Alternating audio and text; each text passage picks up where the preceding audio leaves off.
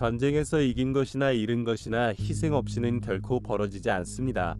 그 희생은 장비나 인프라의 손실로 물질적일 수 있고, 전쟁을 벌이는 데 드는 비용으로 국가 경제에 대한 금전적인 것일 수 있지만 항상 피로 이루어집니다. 죽음은 전쟁의 본질입니다. 고대로 거슬러 올라가는 군대들이 자신들의 사상자를 가능한 한 줄이려고 노력했을지라도 죽음의 위협은 언제나 존재합니다. 그러나 죽음은 항상 전투 중에 자신을 발견할 수 있는 불행한 상황의 문제가 아닙니다. 역사를 통해 그들이 확실히 죽을 것이라는 것을 알면서도 적과 맞서 싸운 사람들이 있었습니다.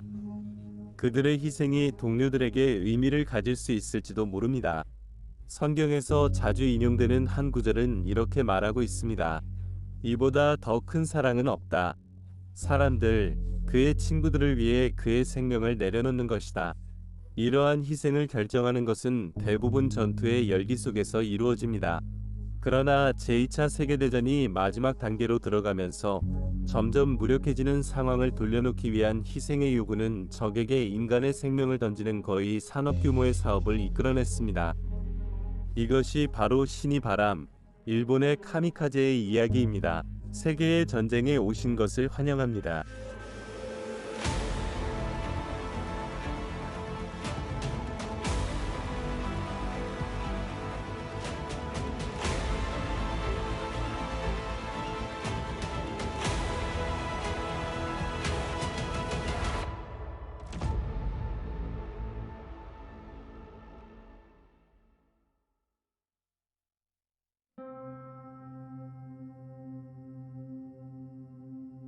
카미카제의 이야기는 제2차 세계대전이 아니라 700년 이전 몽골 제국 시대에 시작됩니다. 1260년에 쿠블라이 칸이 몽골 제국의 황제로 왕위를 계승하면서 원나라를 시작했습니다.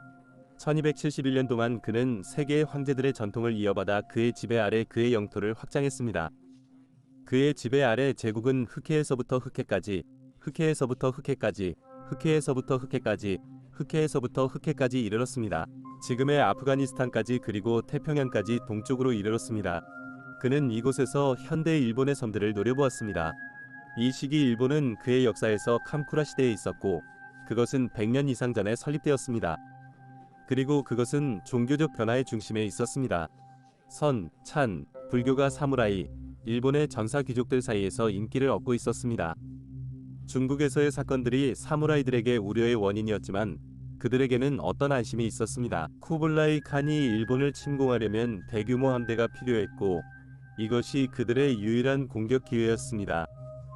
당시에 군대를 바다로 이동시키는 것은 위험했기 때문에 왜 쿠블라이 칸이 이런 군사 모험을 결정했는지는 역사학자들 사이에서 논쟁의 주제입니다.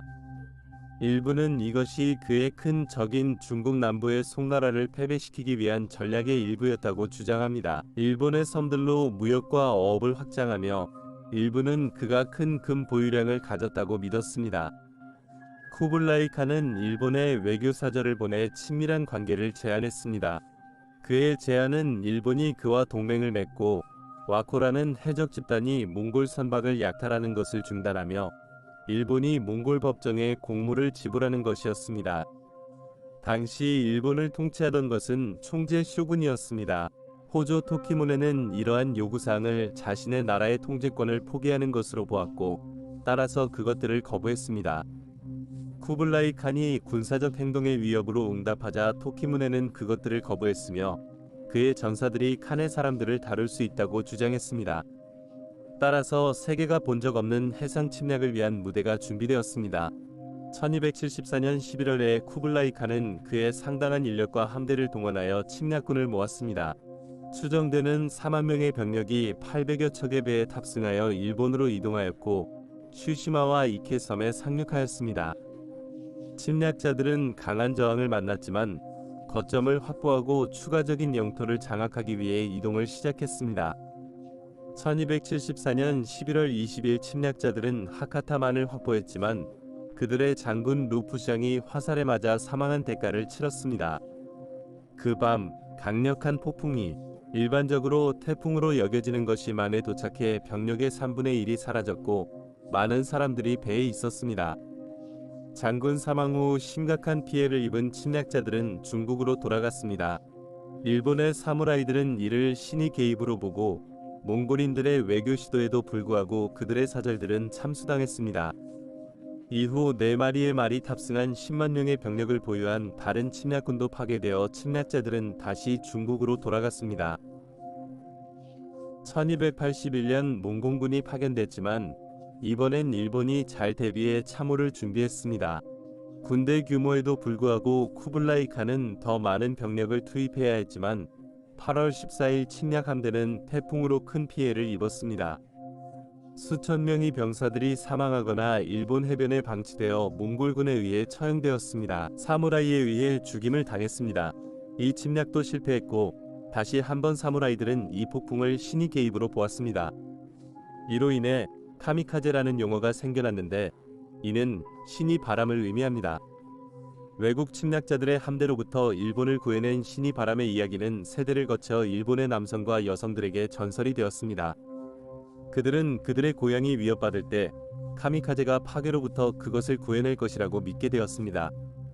따라서 1944년에 제국 일본이 그들의 공격전이 그들의 생존을 위한 전투로 변한 후에 동맹국에 의해 죽음에 이르게 되자 일본의 지도자들은 이 전설을 전쟁의 끔찍한 새로운 그리고 마지막 단계의 이상적인 모집 도구로 보았습니다.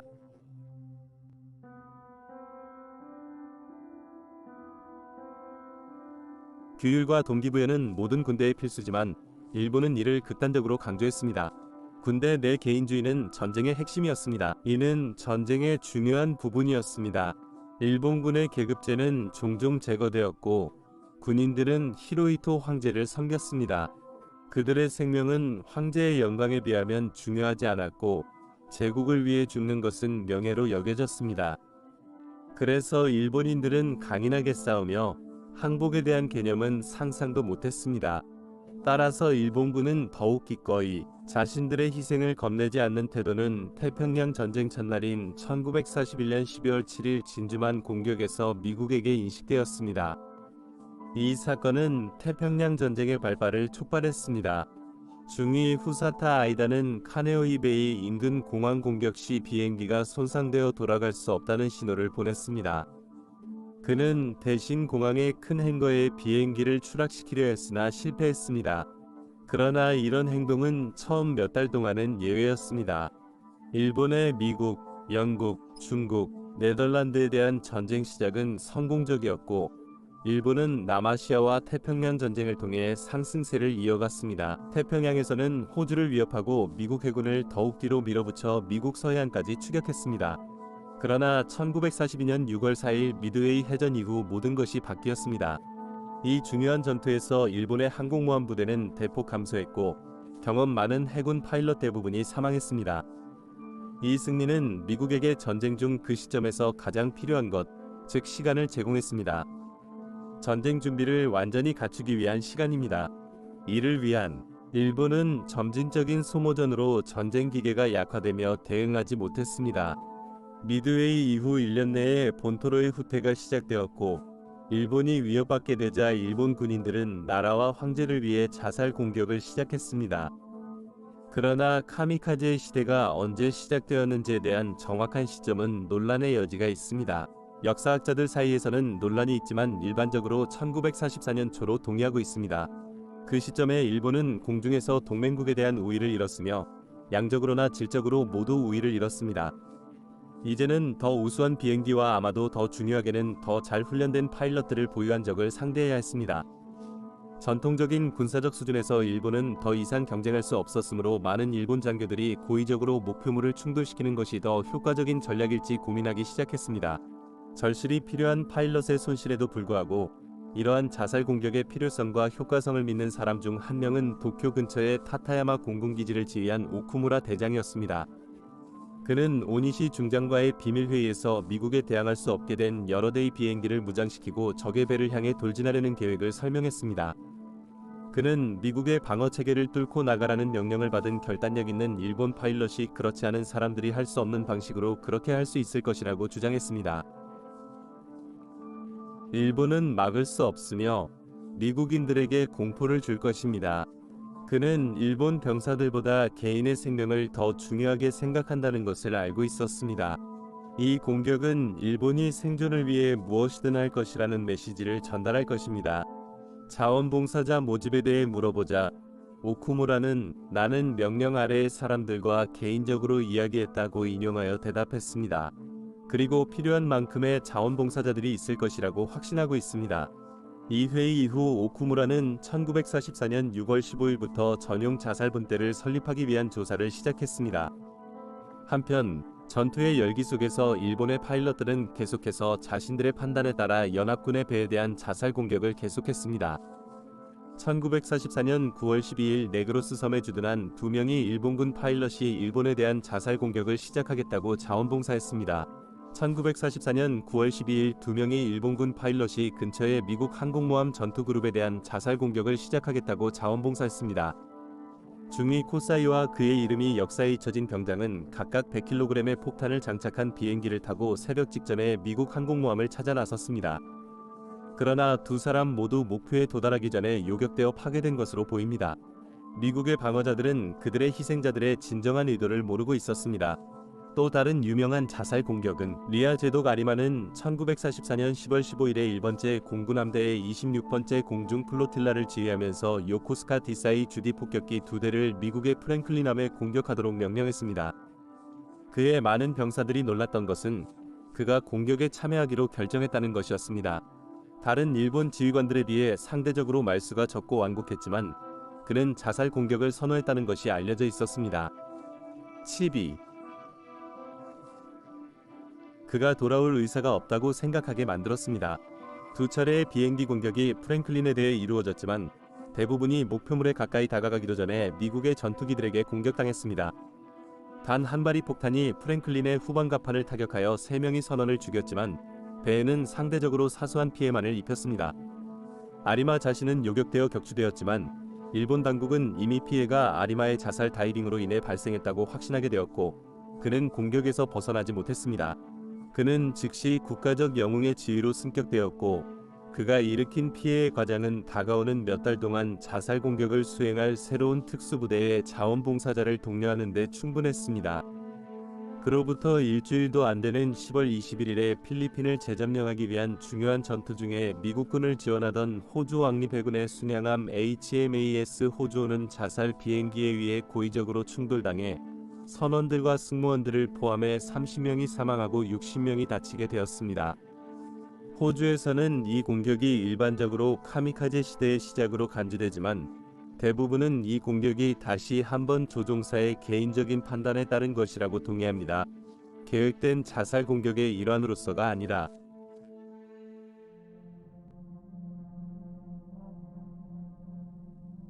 HMAS 호주호에 대한 공격은 오니시 부사령관이 도착한 지단 세일 후에 발생했습니다.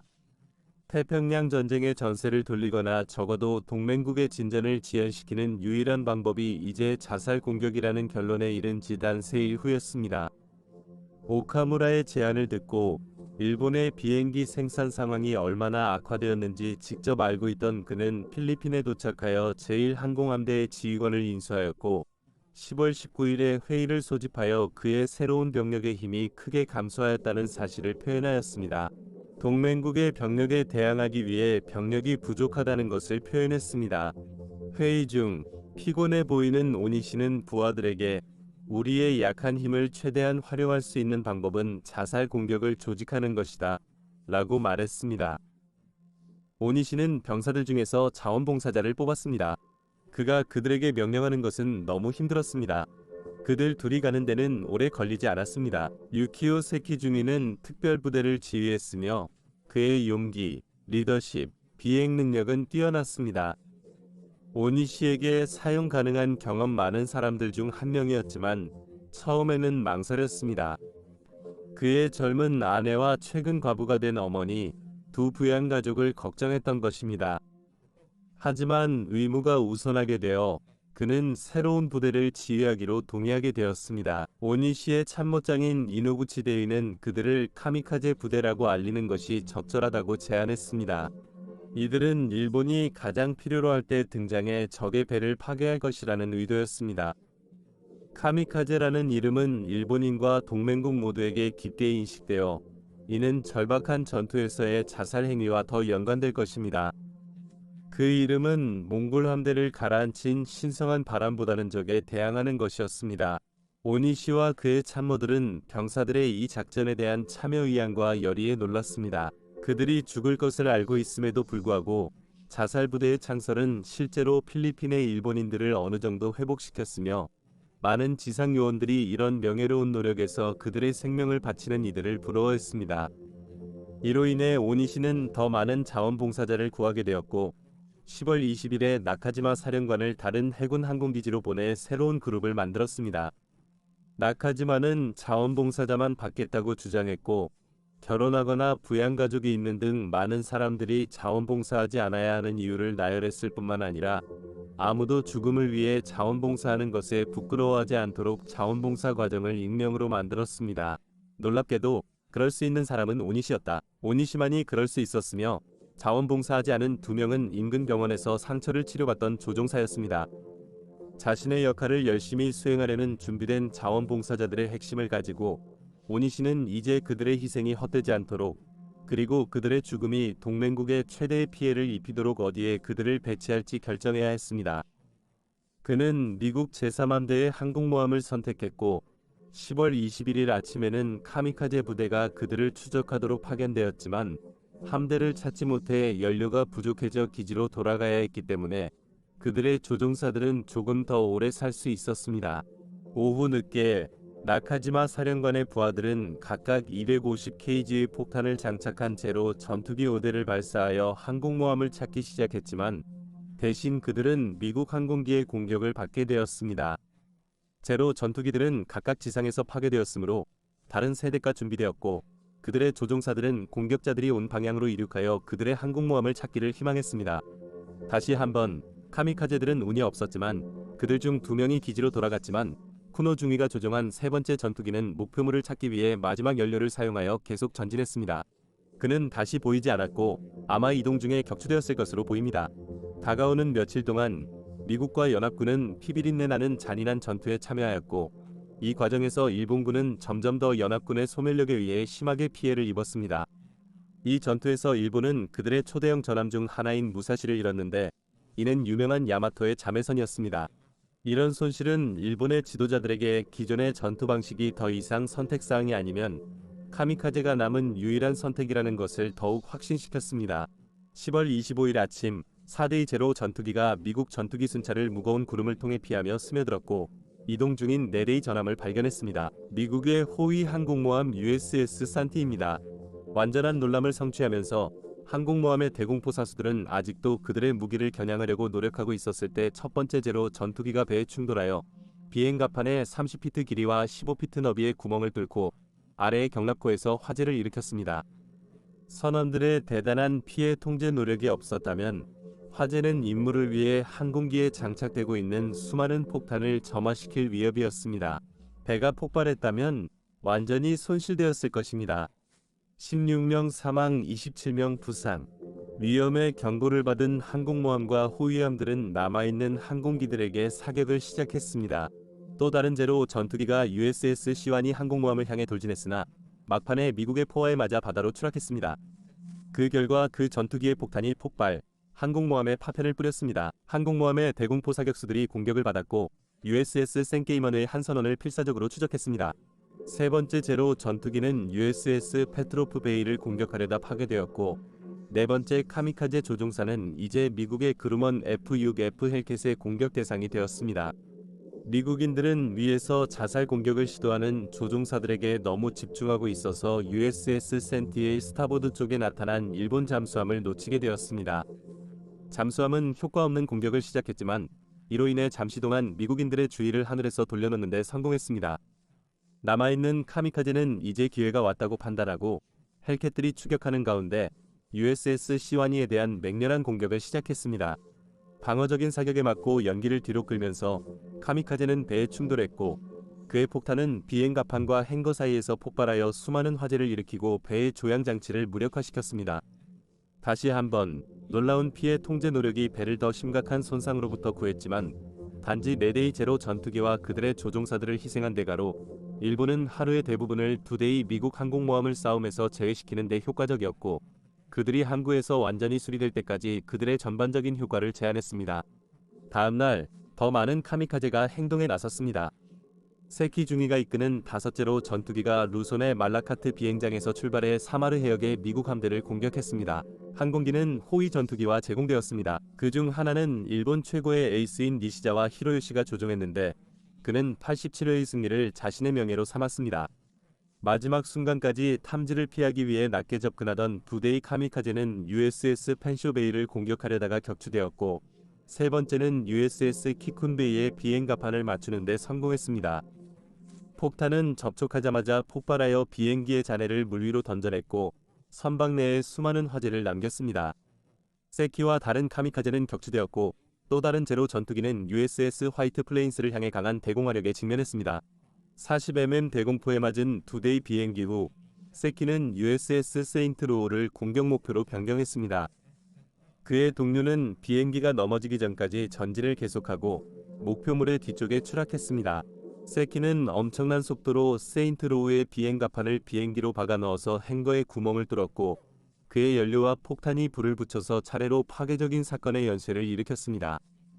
이로 인해 선내에 저장된 연료와 무기가 불이 붙었습니다. 오전 11시에 세인트로우의 상황이 분명히 악화되어 선원들이 배를 버렸습니다. 그들은 구명보트에서 25분 후 항공모함이 파도에 사라지는 것을 보았습니다.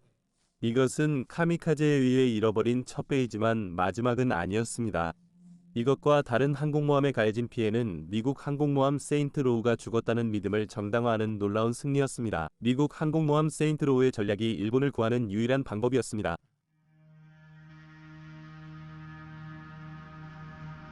조직적인 자살 공격을 시작한 레이트만의 전투는 역사상 가장 큰 해전으로 인정받고 있으며 20만 명 이상의 사람들이 참여했습니다.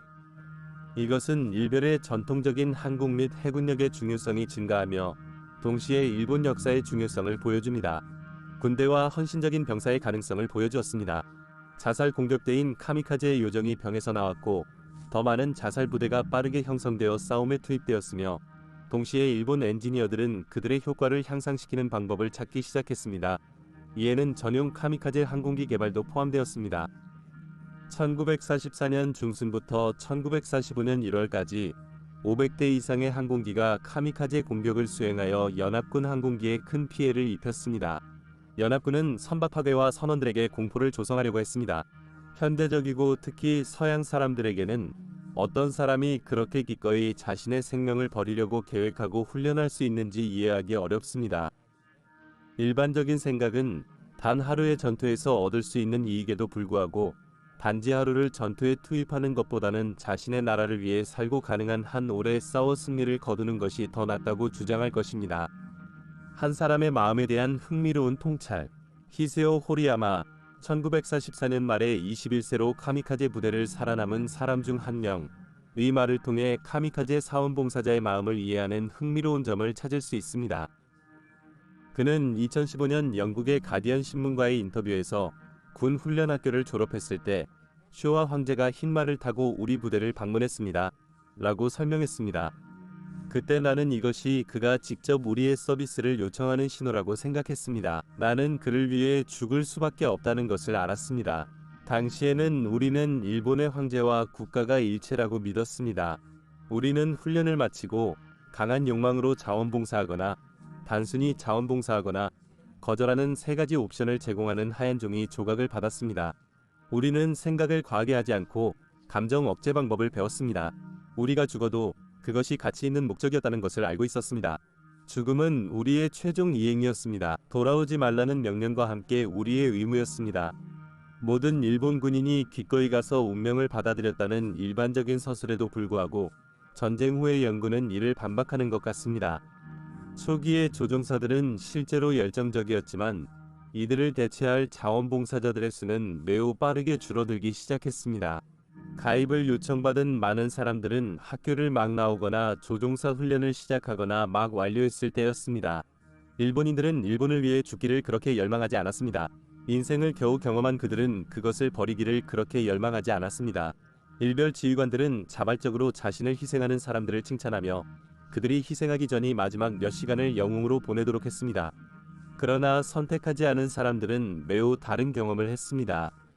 이들은 종종 왜 황제를 위해 죽고 싶지 않은지에 대해 질문받았고 이것이 그들에게 제거하도록 강요하려는 희망이었으며 종종 그들이 어쨌든 동맹국의 손에 죽을 것이라고 말해줬습니다. 그들의 죽음이 의미 있게 만드는 것이 좋겠다. 다른 사람들은 자원봉사를 하도록 압박을 받았는데 이는 부대 멤버들의 권유나 가족들이 그들을 버릴 거라는 말 때문이었습니다. 가족의 명예는 일본 문화에서 소중한 개념입니다. 그럼에도 불구하고 자원봉사자를 찾는 그들의 탐색에서 일본의 지휘관들은 나이를 별로 신경 쓰지 않는 것 같았습니다.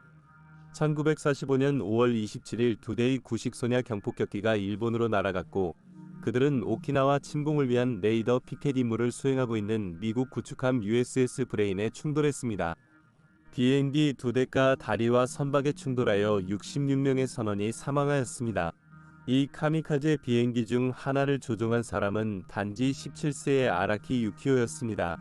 카미카제의 위협에 대비하여 연합군 해군은 그들의 항공모함에 탑재된 전투기의 수를 대폭 증가시켰으며 그 목표는 가능한 한 많은 카미카제를 가능한 한 선박에서 멀리서 파괴하는 것이었습니다. 카미카제가 죽음의 다이빙에 들어갔을 때 방어용 총으로 그것을 공격하는 것은 종종 별 효과가 없었고 한 번 이상 그들은 불타는 폐허로 변한 뒤에도 여전히 목표물을 공격했습니다. 파괴된 카미카제의 잔해로 인해 시작된 작은 불이라도 연료를 가득 채우고 무장한 전함의 선상에서는 재앙을 초래할 가능성이 있었습니다. 따라서 카미카제의 위협은 역사상 가장 큰 수의 하나를 도입하는 것을 볼 수 있습니다. 즉, 전쟁 막바지에 항공모함 갑판에 등장한 위대한 보트 F-4U 코세어 항공기입니다. 코세어는 1942년 12월부터 서비스에 들어갔지만 주로 육지기지에서 운영되었고 F-6F만큼 항공모함 작전에 적합하다고는 생각되지 않았습니다. 이제 코세어는 카미카제에 대항하여 싸움에 투입되었습니다. 거칠고 강력하며 오래된 부츠처럼 튼튼하고 당시에는 무척이나 빠른 코세어는 카미카제에 대한 가치를 증명했습니다.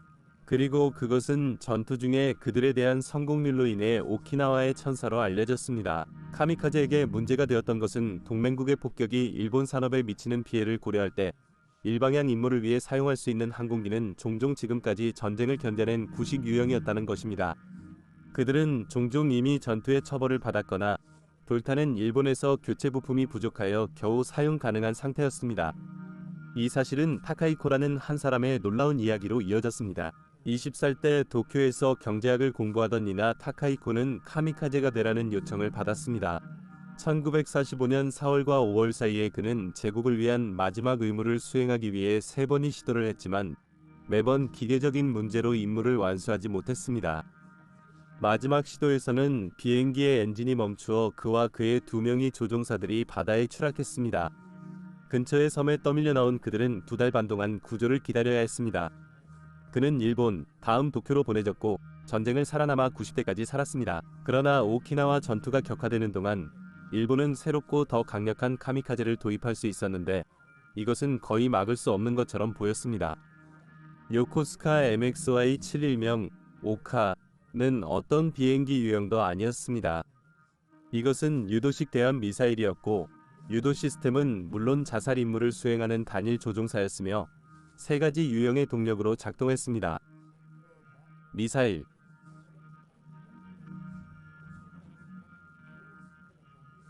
오카는 수평 비행에서 시속 403마일까지의 속도를 낼 수 있었지만 모든 로켓이 마지막 연료를 태우며 목표물로의 급강하를 시작하면 시속 600마일에 가까운 속도를 낼 수 있었습니다. 이러한 속도와 작은 목표물로서 오카는 매우 어렵게 맞출 수 있었고 그것의 1200kg의 전투머리, 마지막 비행의 잘못된 끝에 자신을 발견한 어떤 배에도 파괴적일 수 있었습니다. 동맹국에게 다행히도 범인은 그것의 속성 중 하나가 아니었고 특별히 수정된 베티 폭격기에 의해 목표물까지 운반되어야 했습니다. 이 시점의 전쟁에서 G4M 베티는 최신 동맹국 전투기의 요격에 매우 취약했고 이 약점과 오카가 끼치는 위협을 알게 된 동맹국 사령부는 단순히 전투 공중 순찰의 범위를 확장함으로써 대응했습니다. G4M 베티는 오카를 폭격기에 닿기 전에 격추할 수 있는 강력한 대함 미사일이었습니다. 이 미사일의 버전 중에는 육지나 심지어 잠수함에서 발사할 수 있는 것이 제한되었지만 시간 내에 구체화되지 못했습니다. 결국 소수의 함선이 오카에 맞았지만 이는 연합군의 전쟁 노력에 크게 영향을 미치지 않았습니다. 훈련용 변형을 포함하여 852대가 제작되었지만 명백히 전투용이 아니었고 연합군의 공중 우위는 단순히 너무 컸습니다. 연합군 조종사들은 폭격기 아래에 매달린 오카의 자살 공격을 수행하는 조종사가 타고 있으며 손상된 진의 댐에서 승무원이 탈출해도 그가 죽게 될 것을 깨달아 바카라는 이름을 붙였습니다. 이는 일본어로 어리석은을 의미합니다.